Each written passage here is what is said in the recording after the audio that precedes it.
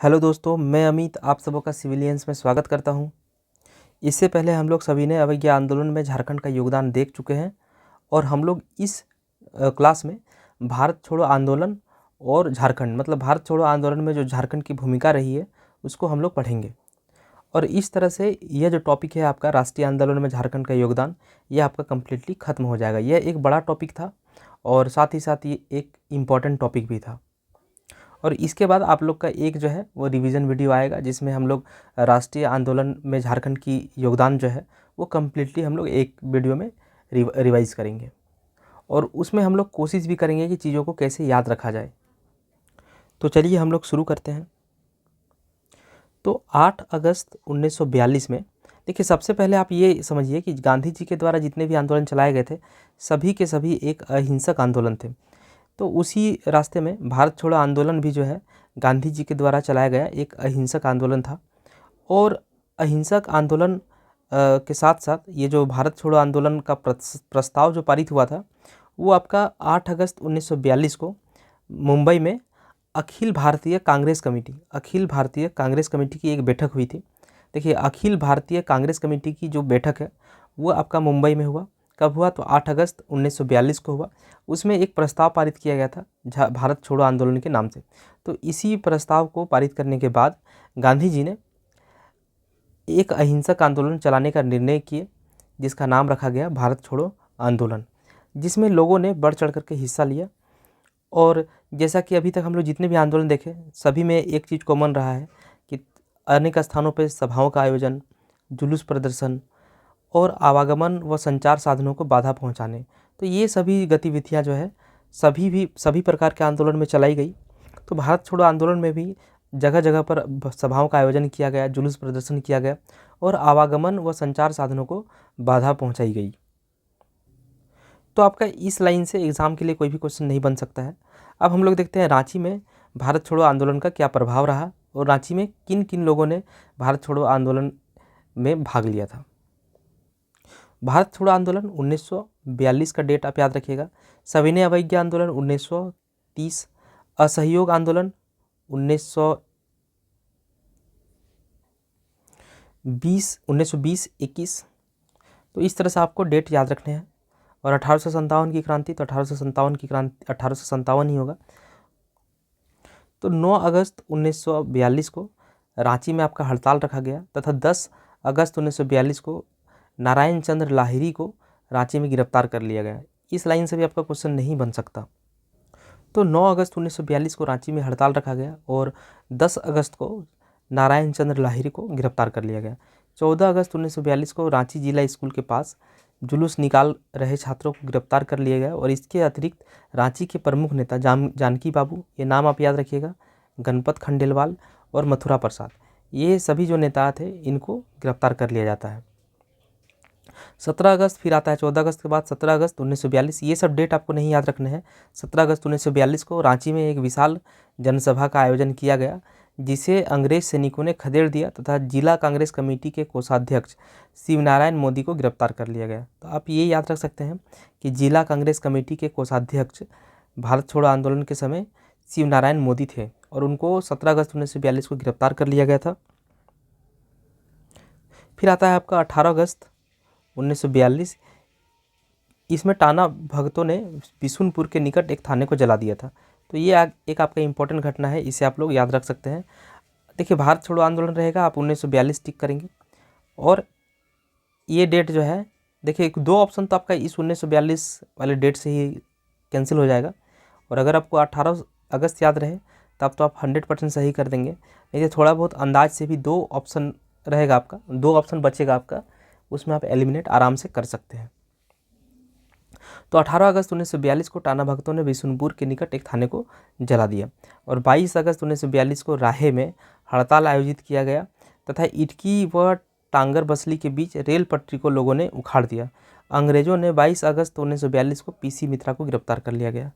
तो ये आप याद रख सकते हैं, पीसी मित्रा को गिरफ्तार कब किया गया था? तो 22 अगस्त 1942 में। पीसी मित्रा, इनका नाम आप लोग सविनय अवज्ञा आंदोलन में भी देख चुके हैं। 28 अगस्त 1942 को रांची की बिजली काट दी गई और 30 अगस्त 1942 को बालकृष्ण विद्यालय के रजिस्टर जला दिए गए।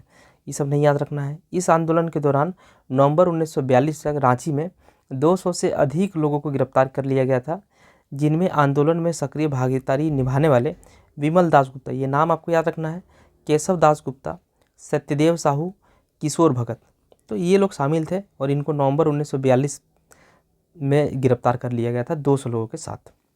आंदोलन के दौरान लोहरदगा के नादिया, ये आपको याद रखना है, लोहरदगा के नादिया उच्च विद्यालय में छात्रों द्वारा राष्ट्रीय झंडा फहराया गया था तथा गुमला में हड़ताल का आयोजन व जुलूस प्रदर्शन किया गया। तो आपको ये सिर्फ याद रखना है कि भारत छोड़ो आंदोलन के दौरान मतलब अगस्त 1942 में लोहरदगा के नादिया उच्च विद्यालय में छात्रों के द्वारा राष्ट्रीय ध्वज फहराया गया था। एक आपको ये लाइन याद रखना है। पीसी मित्रा की गिरफ्तारी 22 अगस्त को हुई थी, ये भी आपको याद रखना है। और 18 अगस्त 1942 को टाना भगतों ने बिशुनपुर के निकट थाने को जला दिया था। तो कुल मिलाकर आपको अगस्त 1942 आपको याद रखना है। फिर आता है हजारीबाग। तो हजारीबाग में इस आंदोलन का प्रभाव क्या रहा था उसको हम लोग देखते हैं। भारत छोड़ो आंदोलन के प्रारंभ होते ही 10 अगस्त 1942 को हजारीबाग के नेता राम नारायण सिंह व सुखलाल सिंह को बंदी बना लिया गया था। तो ये नाम आप याद रखिएगा कि हजारीबाग से कौन थे, राम नारायण सिंह और सुखलाल सिंह। इनको भारत छोड़ो आंदोलन के दौरान अगस्त में बंदी बना लिया गया था और इनको कहाँ रखा गया था, हजारीबाग जेल में। और 11 अगस्त को हजारीबाग में सरस्वती देवी के नेतृत्व में, ये सरस्वती देवी जो है आपका एक फेमस नाम है, जो कि सविनय अवज्ञा आंदोलन में भी हजारीबाग से निकल करके आया था। तो सरस्वती देवी, तो इनके नेतृत्व में एक जुलूस निकाला गया था। सरस्वती देवी को अंग्रेजों द्वारा गिरफ्तार कर लिया गया था। तो आपसे इतना नहीं पूछेगा कि कब सरस्वती देवी को गिरफ्तार किया गया था या फिर कब पीसी मित्रा को गिरफ्तार कर लिया गया था। आपको बस ये पूछेगा कि भारत छोड़ो आंदोलन में हजारीबाग से कौन नेतृत्व कर रहे थे, या फिर ये पूछा जा सकता है कि हजारीबाग, 4 ऑप्शन देकर के ये पूछा जा सकता है कि भारत छोड़ो आंदोलन में हजारीबाग से किनकी भूमिका अच्छी थी। तो आपको ये नाम बस याद रखना है, राम नारायण सिंह, सुखलाल सिंह और सरस्वती देवी। और इस आंदोलन के दौरान मतलब भारत छोड़ो आंदोलन के दौरान जो कि 1942 में घटित हो रही थी, सरस्वती देवी की लोकप्रियता का अंदाज इसी बात से लगाया जा सकता है कि उनकी गिरफ्तारी के बाद विद्यार्थियों ने 12 अगस्त 1942 को हजारीबाग से भागलपुर जेल ले जाते समय धावा बोलकर उन्हें पुलिस की हिरासत से मुक्त करा लिया गया था। और परंतु 14 अगस्त 1942 को एक जनसभा को संबोधित करने के दौरान पुनः गिरफ्तार की गई थी। तो आपको ये कहानी नहीं पूछेगा, आपको सिर्फ नाम पूछेगा कि भारत छोड़ो आंदोलन में हजारीबाग क्षेत्र से कौन महिला जो है वो नेतृत्व कर रही थी। तो नाम होगा सरस्वती देवी। ये आप बस याद रखेंगे। इन सब चीज़ों को आप 1 से 2 बार पढ़ के भूल जाइए, कोई दिक्कत नहीं है। 14 अगस्त को हजारीबाग के और एक चीज़, जेपीएससी के मेंस में आपको इस तरह के फैक्ट डालने की आवश्यकता बिल्कुल भी नहीं है कि आप अंधाधुन रटने का कोशिश नहीं करिए। आप बहुत ज़्यादा फैक्ट जो है वो जेपीएससी के मेंस में लिखने की आवश्यकता भी बिल्कुल नहीं है। मेंस में जो है वो कंसेप्चुअल रहता है। अगर आप सोच रहे हैं कि बहुत ज़्यादा फैक्ट लिख करके आ जाएंगे तो आपको 5 मिनट के लिए ये लग सकता है, 10 दिन के लिए ये लग सकता है कि नहीं आप बहुत अच्छा लिखे हैं, लेकिन आपका फाइनल सिलेक्शन नहीं हो पाएगा, क्योंकि एग्ज़ाम का डिमांड जो है वो फैक्ट नहीं होता मेंस का, वहाँ पे कंसेप्ट पूछा जाता है।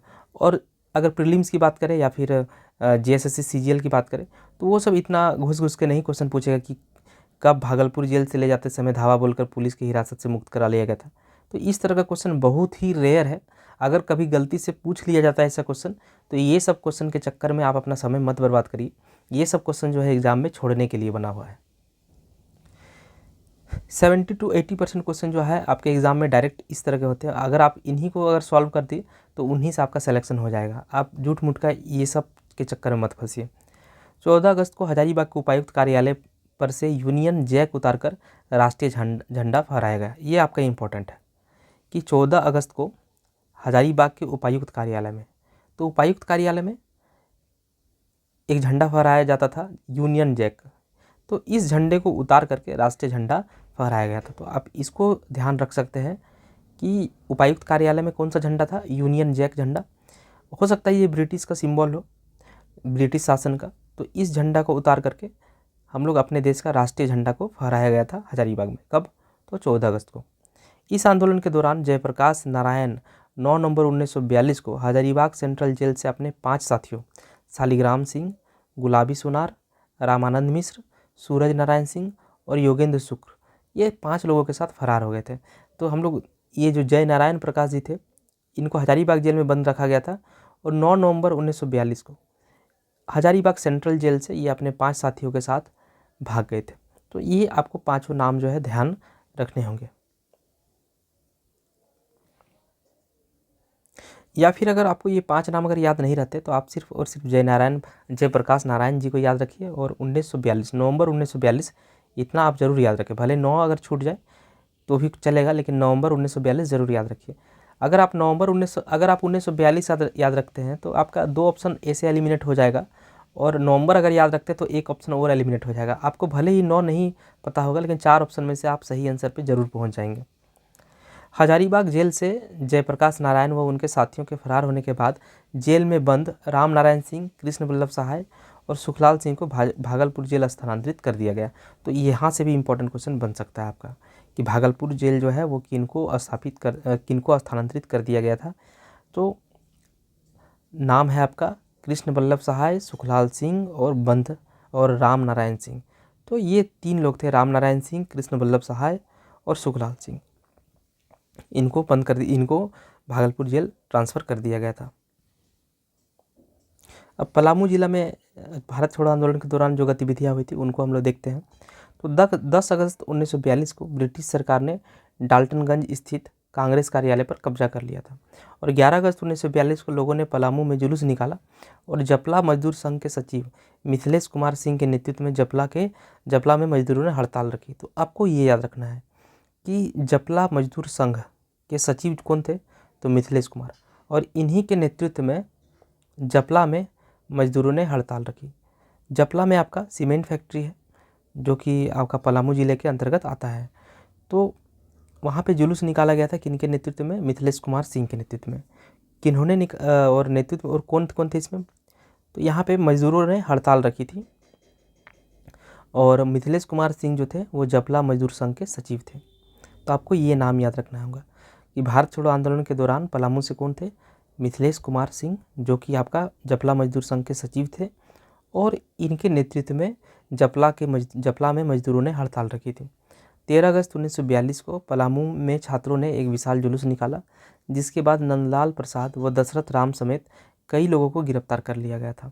तो ये नाम आप याद रख सकते हैं, नंदलाल प्रसाद व दशरथ राम। फिर आता है आपका 17 अगस्त, 13 अगस्त के बाद 17 अगस्त 1942 को डाल्टनगंज डाकघर के निकट तोड़फोड़ की गई और जिसके बाद तोड़फोड़ में शामिल कई लोगों को गिरफ्तार कर लिया गया। यहाँ से कोई खास क्वेश्चन नहीं बन सकता। 18 अगस्त 1942 को लातेहार में एक जुलूस निकाला गया तथा डाल्टनगंज में विष्णु प्रसाद और गनौरी सिंह को 1 वर्ष की सज़ा दी गई। तो डाल्टनगंज में 2 नाम हैं, विष्णु प्रसाद और गनौरी सिंह, इन दोनों को 1 वर्ष की सज़ा दी गई थी। 19 अगस्त 1942 को लेस्लीगंज थाने में कई लोगों ने धनुष प्रसाद सिंह के नेतृत्व में पहुंचकर तोड़फोड़ की थी और जिसके बाद धनुष प्रसाद सिंह के साथ कई लोगों को गिरफ्तार कर लिया गया था। तो देखिए इतना सारा नाम है, जिसमें से सबसे इम्पोर्टेंट जो नाम है मिथिलेश कुमार सिंह है। तो आप मिथिलेश कुमार सिंह को जरूर याद रखिए, बाकी नाम आपका याद रहे चाहे नहीं रहे। इस आंदोलन के दौरान अक्टूबर 1942 तक पलामू के विभिन्न क्षेत्रों में लोगों ने व्यापक स्तर पर उत्पात मचाया, जिसके बाद कई नेताओं को गिरफ्तार कर लिया गया था। यहाँ पे भी कुछ भी आपको याद रखने लायक नहीं है। पलामू में कुमारी राजेश्वरी सरोज दास, ये नाम याद रखना है, महिला है और जो है जैसे कि हम लोग हजारीबाग में देखे थे सरस्वती देवी, उसी तरह से पलामू में है कुमारी राजेश्वरी सरोज दास। तो इन्होंने इस आंदोलन में बहुत बढ़ चढ़ के हिस्सा लिया था और इन्होंने मजदूरों और किसानों को संगठित किया था। तो इसलिए कुमारी राजेश्वरी दास, इनका नाम आप जरूर याद रखें। और एक नाम और मिथिलेश कुमार सिंह, इनका भी नाम आप याद रखिए। फिर आता सिंहभूम। सिंहभूम में आपका देखिए सारा जो घटना है 10 अगस्त अगस्त 1942 में ही घट रहा है। अब आता है सिंहभूम। सिंहभूम में हम लोग सविनय अवज्ञा आंदोलन में देखे थे जमशेदपुर के ननी गोपाल मुखर्जी। तो उसी तरह से यहाँ पे भी देखते हैं जमशेदपुर को पूर्ण हड़ताल रखा गया था। तो 10 अगस्त 1942 को जमशेदपुर और 14 अगस्त और 16 अगस्त को चक्रधरपुर और चाईबासा में हड़ताल रखा गया था। तो ये सब आपको नहीं याद रखना है। फिर आता है 15 अगस्त 1942 को जमशेदपुर के प्रमुख नेता, तो इनको याद रखना है, MK घोष, NN बनर्जी, ये 2 नाम तो आपको याद रखने ही रखने हैं। त्रेता सिंह, इन सभी नेताओं को गिरफ्तार कर लिया गया था और 17 अगस्त को यहाँ MD मदन को भी गिरफ्तार कर लिया गया था। तो ये सब नाम आप याद रखिएगा। इनका संबंध भारत छोड़ो आंदोलन में था और ये जमशेद मतलब सिंहभूम के क्षेत्र से थे। 30 अगस्त 1942 की रात को कई लोगों को गिरफ्तार करने के साथ साथ लोगों पर गोलियां चलाई गई, जिसके विरोध में 31 अगस्त 1942 को पूर्ण हड़ताल का आयोजन किया गया। ये आप याद रख सकते हैं कि संपूर्ण सिंहभूम में कब हड़ताल का आयोजन किया गया था, संपूर्ण रूप से हड़ताल, तो 31 अगस्त 1942 को पूर्ण हड़ताल का आयोजन किया गया था। रामानंद तिवारी, ये नाम याद रखना है। इनके नेतृत्व में सिपाहियों ने जमशेदपुर में विद्रोह किया और इन्होंने जमशेदपुर में 60 सदस्यों की इनकलाबी सिपाही दल का गठन किया था। तो ये आपको याद रखना है, इनकलाबी सिपाही दल, इनका गठन कौन किया था? रामानंद तिवारी जी। और इसमें कितने सदस्य थे? तो 60 सदस्य। ब्रिटिश सरकार ने कई लोगों व विद्रोह करने वाले 33 पुलिसकर्मियों को गिरफ्तार करके हजारीबाग जेल भेज दिया। नहीं याद रखना है, अब सिर्फ नाम याद रखेगा, रामानंद तिवारी, इनकलाबी सिपाही दल, 60 सदस्य। 3 से 11 सितंबर 1942 तक रामचंद्र पालीवाल तथा नेयर के नेतृत्व में सफाई कर्मियों ने हड़ताल किया था। ये याद रखिएगा, रामचंद्र पालीवाल और नेयर, इनके नेतृत्व में सफाई कर्मियों ने हड़ताल रखा था। 15 सितंबर 1942 को मूसाबनी में सीपी राजू, कमलानंदन व बस्टीन सहित कई मजदूर नेताओं को बंदी बना लिया गया था। और 17 सितंबर 1942 को घाटशिला में मद्रासी व उड़िया मजदूरों द्वारा जुलूस निकाला गया। ये आप याद रख सकते हैं, मद्रासी और उड़िया मजदूरों के द्वारा जुलूस कब निकाला गया था? 17 सितंबर 1942। अब हम लोग मानभूम में देखते हैं कि भारत छोड़ो आंदोलन का क्या प्रभाव रहा था और यहाँ पे किन लोगों ने भागीदारी ली थी। तो 9 अगस्त 1942 को मानभूम क्षेत्र के नेता विभूति भूषण दासगुप्ता, वीर राघवाचार्य तथा पूर्णेंदु भूषण मुखर्जी, इन लोगों को गिरफ्तार कर लिया गया था। तो ये 3 नाम आप याद रख सकते हैं मानभूम से, विभूति भूषण दासगुप्ता और वीर राघवाचार्य। और 10 अगस्त 1942 को पीसी बोस, बैजनाथ प्रसाद और मुकुटधारी सिंह समेत कई नेताओं को गिरफ्तार कर लिया गया था। फिर 13 अगस्त 1942 को अतुल चंद्र घोष को तथा 16 अगस्त 1942 को समरेंद्र मोहन राय, इनको गिरफ्तार कर लिया गया था। इस आंदोलन के दौरान मानभूम क्षेत्र में विरोध प्रदर्शन, सभाओं का आयोजन, जुलूस प्रदर्शन और यातायात व संचार साधनों को अवरुद्ध करने जैसी गतिविधियां आंदोलनकारी द्वारा की गई। तो ये तो आपका सब जगह कॉमन है। सरकार द्वारा स्थिति को नियंत्रित कराने हेतु कतरास, झरिया व धनबाद में कर्फ्यू लगाने का निर्णय लिया गया था। तो आप ये याद रख सकते हैं कि कतरास, झरिया व धनबाद में कर्फ्यू कौन सा आंदोलन के दौरान लगा था? तो भारत छोड़ो आंदोलन के दौरान। और ये नाम याद रखिएगा, विभूति भूषण दासगुप्ता और वीर राघवाचार्य। फिर आता है आपका संथाल परगना, यहाँ पे नाम इम्पोर्टेंट है, विनोदानंद झा, इनके नेतृत्व में देवघर में जुलूस निकाला गया था। डेट आपको याद रखने की आवश्यकता नहीं है। तो आपका देवघर में जुलूस किनके नेतृत्व में निकाला गया था? विनोदानंद झा के नेतृत्व में देवघर में। और इनको पुलिस ने भिकना पहाड़ी से गिरफ्तार करके भागलपुर केंद्रीय कारावास भेज दिया था। तो ये पूरा लाइन आपके लिए इम्पोर्टेंट है कि विनोदानंद झा को देवघर में नेतृत्व के दौरान पुलिस पकड़ करके भिकना पहाड़ी से गिरफ्तार करके भागलपुर केंद्रीय कारागार भेज दिया। आपका गोड्डा कचहरी पर राष्ट्रीय झंडा फहराया गया था 13 अगस्त को। और फिर 13 से 14 अगस्त 1942 को आंदोलनकारियों ने विभिन्न स्थानों पर आवागमन व संचार साधनों को नष्ट कर दिया। तो ये सभी आपका कॉमन चीज़ है। भारत सुरक्षा अधिनियम के तहत मोतीलाल केजरीवाल, रामजीवन व हिम्मत सिंह सहित कई नेताओं को गिरफ्तार करके जेल भेज दिया। तो ये आप देख सकते हैं, भारत सुरक्षा अधिनियम के तहत मोतीलाल केजरीवाल, रामजीवन व हिम्मत सिंह, इन तीनों नेताओं को गिरफ्तार करके जेल भेज दिया गया था। इस आंदोलन के दौरान देवघर के सरवन में आंदोलनकारियों द्वारा समांतर सरकार बनाई गई थी। ये आप याद रख सकते हैं कि समांतर सरकार का गठन कहाँ किया गया था? तो देवघर में किया गया था। देवघर के कहाँ पे? तो सरवन में समांतर सरकार, देवघर में सरवन समांतर सरकार। और दुमका में जाम्बवती देवी व प्रेमा देवी, ये दोनों का नाम याद रखना है। दुमका में जाम्बवती देवी और प्रेमा देवी के नेतृत्व में 19 अगस्त 1942 को विशाल जुलूस का आयोजन किया गया था। प्रेमा देवी और जाम्बवती देवी। दुमका में कृष्णा प्रसाद ने इस आंदोलन के इस आंदोलन का नेतृत्व किया था तथा इनके नेतृत्व में यहाँ जो पहाड़िया जत्था था का गठन किया गया था। पहाड़िया जत्था 5 भागों में विभाजित था। कृष्णा प्रसाद पहाड़िया जत्था कहाँ पे ये क्षेत्र? तो आपका दुमका में। ये आपका इम्पोर्टेंट है। सरवन में समांतर सरकार और महिला में प्रेमा देवी और जामवंती देवी, और यहाँ पे कृष्णा प्रसाद के द्वारा पहाड़िया जत्था, और पहाड़िया जत्था जो है 5 भागों में विभाजित थी। फिर 21 अगस्त 1942 को गोड्डा जेल से लगभग 60 कैदी भाग गए थे। नहीं याद रखना है आपको। इस आंदोलन के दौरान प्रफुल्ल चंद्र पटनायक, ये नाम याद रखना है। प्रफुल्ल चंद्र पटनायक ने पहाड़िया सरदारों के सहयोग से आदिवासियों की बड़ी संख्या में आंदोलन में शामिल किया। प्रफुल्ल चंद्र पटनायक इन्होंने पहाड़िया सरदारों के सहयोग से आदिवासियों की एक बड़ी संख्या जो है आंदोलन में शामिल किया था। तो प्रफुल्ल चंद्र पटनायक का नाम इम्पोर्टेंट है। इन्होंने गोड्डा, पाकुड़ व दुमका के बीच स्थित डांग पारा को अपना मुख्यालय बनाया। प्रफुल्ल चंद्र पटनायक से प्रभावित होकर एक परिवार का एकमात्र पुरुष सदस्य बादल मल पहाड़िया, ये भी नाम आपको याद रखना है। बादल मल पहाड़िया नामक एक युवा इस आंदोलन में शामिल हो गया और उसे पुलिस द्वारा गिरफ्तार कर लिया गया तथा गोड्डा जेल में ही दी गई यातनाओं के कारण उनकी मृत्यु हो जाती है। तो एक परिवार था जिसमें एकमात्र पुरुष जो है सिर्फ बादलमल पहाड़िया जी थे, और ये जो है प्रफुल्ल चंद्र पटनायक से प्रभावित होकर इस आंदोलन में शामिल होते हैं। फिर अंग्रेज इन्हें गिरफ्तार करती है और गोड्डा जेल में दी गई यातनाओं के कारण इनकी मृत्यु हो जाती है। तो प्रफुल्ल चंद्र पटनायक, बादलमल पहाड़िया, ये 2 नाम काफ़ी इम्पोर्टेंट है। और ये तो हम लोग ऊपर में पढ़े कि भारत छोड़ो आंदोलन के दौरान देवघर के सरवन में समांतर सरकार का गठन किया गया था।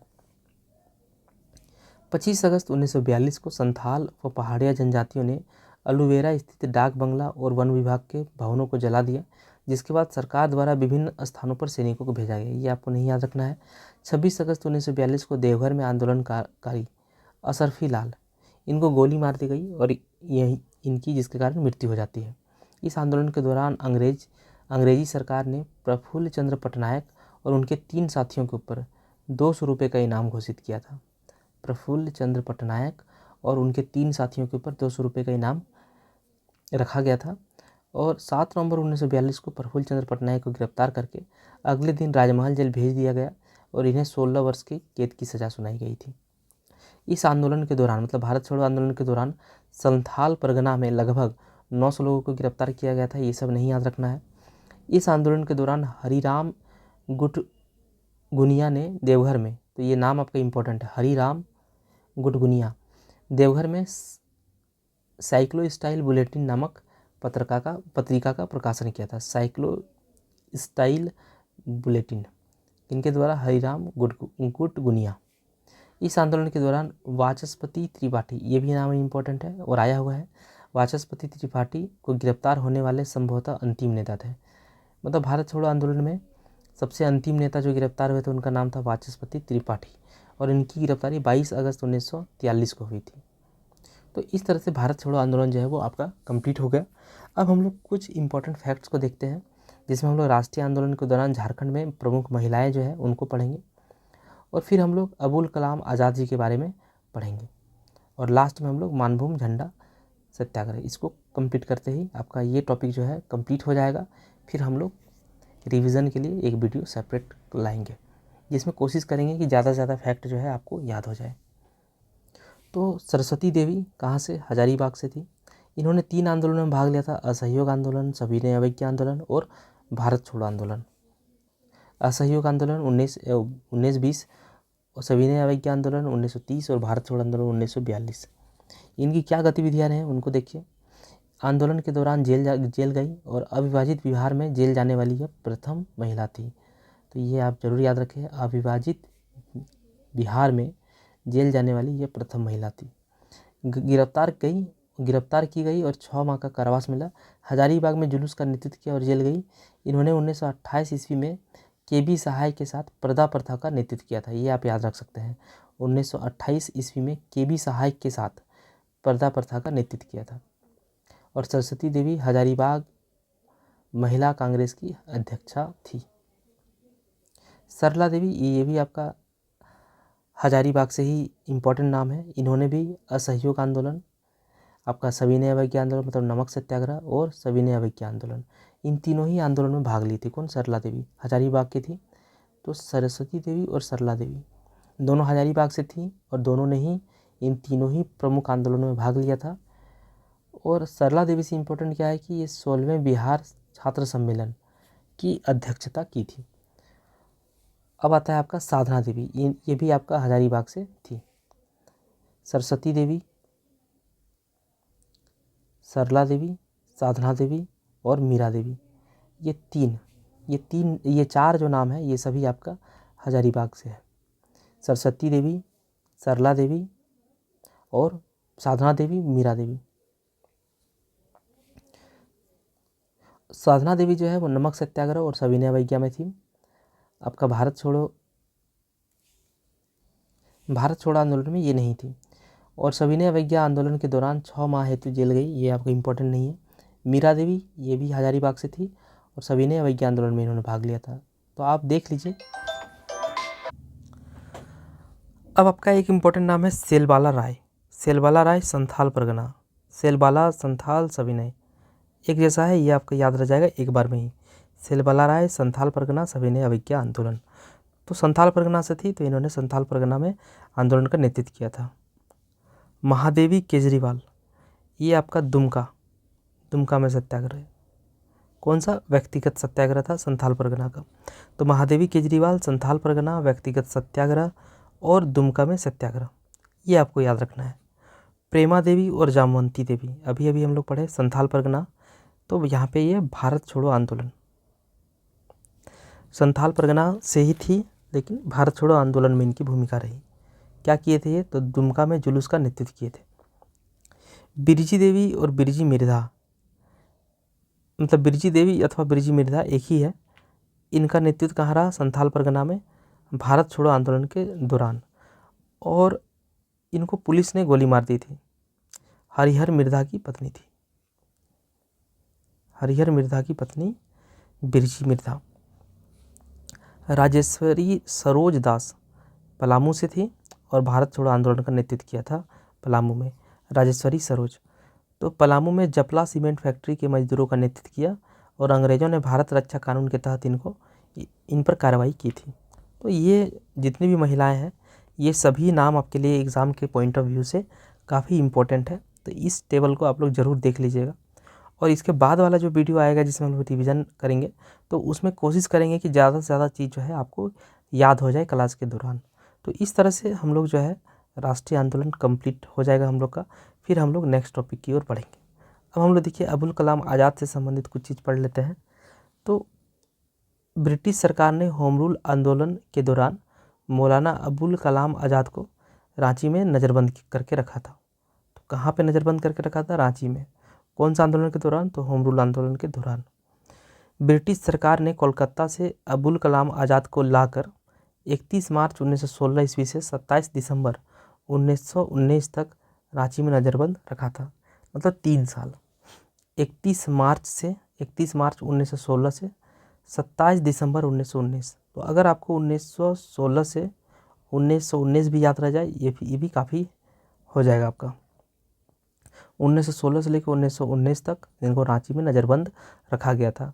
प्रथम विश्व युद्ध में तुर्की की हार पर सरकारी जश्न के विरोध में मौलाना अबुल कलाम आज़ाद ने लोगों से काला बिल्ला लगाने की अपील की थी। तो प्रथम विश्व युद्ध के दौरान जब तुर्की हार गई थी तो सरकारी जश्न के विरोध में मौलाना अबुल कलाम आज़ाद ने लोगों से काला बिल्ला लगाने की अपील की थी। 8 जुलाई 1916 को ब्रिटिश प्रशासन की ओर से मौलाना आज़ाद को प्रतिदिन थाने में हाजिर लगाने का आदेश दिया गया था, याद नहीं रखना है।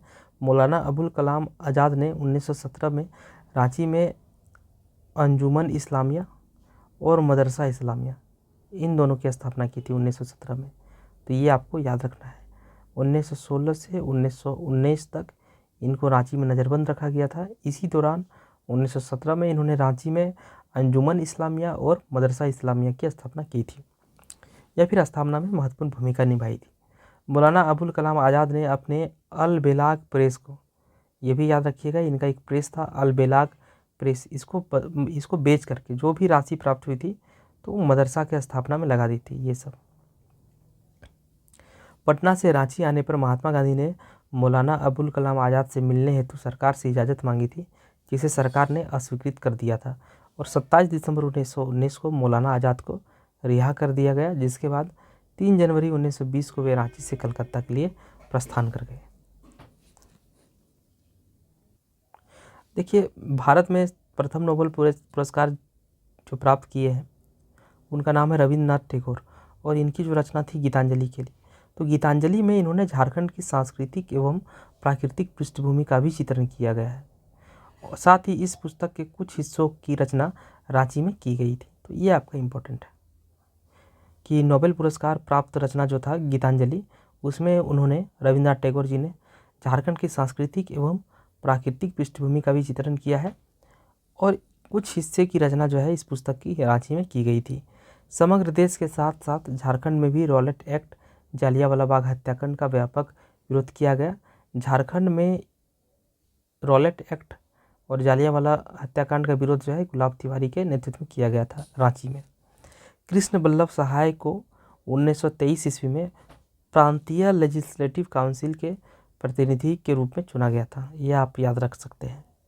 कृष्ण बल्लभ सहाय प्रांतीय लेजिस्लेटिव काउंसिल के प्रतिनिधि के रूप में चुना गया था। राष्ट्रीय आंदोलन के 2 प्रमुख नेता विनोदानंद झा, जो कि 1961 से 1963 तक बिहार के मुख्यमंत्री रहे, तथा कृष्ण बल्लभ सहाय, ये भी आपका 1963 से 67 तक बिहार के मुख्यमंत्री रहे। तो इस आंदोलन में 2 लोग जो साथ दिए थे, विनोदानंद झा और कृष्ण बल्लभ सहाय, ये दोनों ही बिहार के मुख्यमंत्री रहे हैं। तो विनोदानंद झा 1961 से 63 तक रहे और कृष्ण बल्लभ सहाय 63 से 67 तक रहे। को भारतीय स्वतंत्रता प्राप्ति के पश्चात बिहार के मुख्यमंत्री पद पर आसीन होने का अवसर प्राप्त हुआ। तो यही चीज़ है। भारत छोड़ो आंदोलन के दौरान जामताड़ा में लाल हेम्ब्रम, ये नाम इम्पोर्टेंट है, जामताड़ा के लाल हेम्ब्रम द्वारा संथालियों का नेतृत्व किया गया, और इस दौरान नरसिंह राय द्वारा खून और आंसू नामक पैम्पलेट जारी किया गया था। तो खून और आंसू नामक पैम्पलेट किनके द्वारा जारी किया गया था? नरसिंह राय के द्वारा। और जामताड़ा में संथालियों का नेतृत्व उनके थे लाल हेम्ब्रम। अब लास्ट आपका बच गया मानभूम झंडा सत्याग्रह। तो इसमें 6 से लेकर 13 अप्रैल 1945 को राष्ट्रीय सप्ताह घोषित किया गया था, और मानभूम में कांग्रेस के नेता अतुल चंद्र घोष को राष्ट्रीय सप्ताह के दौरान कांग्रेसी झंडा फहराने का आरोप लगाकर गिरफ्तार कर लिया गया था, और इसके परिणाम स्वरूप लोगों ने झंडा सत्याग्रह शुरू किया था। मतलब कांग्रेसी झंडा फहराने के आरोप में ब्रिटिश सरकार जो है वह अतुल चंद्र घोष को गिरफ्तार कर लेती है। तो इसी के विरोध में झंडा सत्याग्रह शुरू होता है, और मई 1945 में कांग्रेसी झंडा फहराने का आरोप लगाकर, सेम घटना है इसी प्रकार का, 3 महिलाओं और 5 के लोगों को गिरफ्तार कर लिया जाता है। तो झंडा, आप सिर्फ इतना याद रखिएगा झंडा सत्याग्रह क्या था। तो 6 से लेकर 13 अप्रैल 1945 को राष्ट्रीय सप्ताह घोषित किया गया था, और इस दौरान जब कांग्रेस के नेता अतुल चंद्र घोष राष्ट्रीय सप्ताह के दौरान जो कांग्रेसी झंडा फहराते हैं, तो इसी के आरोप में ब्रिटिश सरकार इन्हें गिरफ्तार कर लेती है, और इसी के विरोध में यहाँ के जो स्थानीय लोग हैं वो झंडा सत्याग्रह शुरू करते हैं। तो सिर्फ आपको ये नाम याद रखना है, अतुल चंद्र घोष। तो इस तरह से आपका भारत छोड़ो आंदोलन का टॉपिक जो है वो भी कम्प्लीटली ख़त्म हो गया। ये आपका पार्ट 6 है, और इसके बाद पार्ट 7 जो है वो आपका पार्ट 1 से लेकर पार्ट 7 तक का रिवीजन हो, पार्ट 6 तक का एक रिवीजन वीडियो होगा, और हम लोग उसमें कोशिश करेंगे कि सभी चीज़ें जो है लगभग याद हो जाए। लेकिन आप लोग मेरी सभी वीडियो को एक एक करके देखिए, जिससे आपका कंसेप्ट भी थोड़ा बहुत क्लियर हो जाएगा, और कुछ चीज़ें जो है उधर से भी आपको याद हो जाएगी। तो चलिए मिलते हैं नेक्स्ट वीडियो में, तब तक के लिए धन्यवाद।